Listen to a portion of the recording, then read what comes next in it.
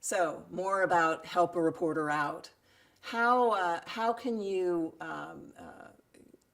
get the reporter to want to interview you? Be creative, be succinct. So look at the question, make sure that you qualify as an expert that they're looking for. Quite often the reporter will specify the types of persons they're looking for. You might think that you have the answer, but if they're looking for answers from, let's say,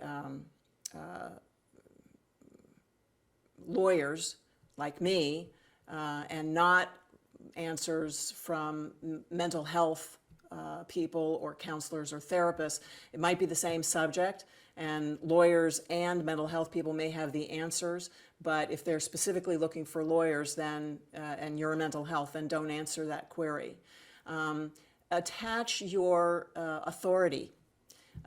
Why are you someone that they should listen to? Why? Remember, people who are writing articles and publishing want to look credible themselves. How do they look credible? By only quoting authoritative sources.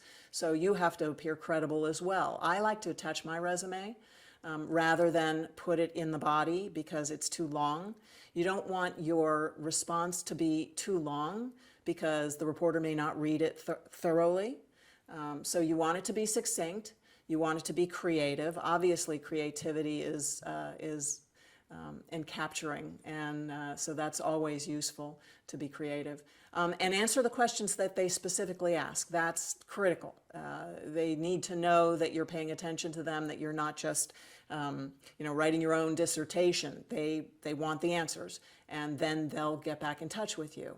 If you can tell who the reporter is, sometimes they don't say who they are, but if you can tell who it is, look them up. I once made the mistake of not doing that. I learned this by committing a faux pas, if you will. I had been reached by, I responded to a woman who was an award-winning, highly credible writer in her industry, and I didn't know it. When she called me, she asked me if I knew who she was, and I admitted that I did not know. She was shocked, actually. And luckily, I was able to get the interview back on track, and we spent an hour and a half talking, and then she called me again to ask me more questions.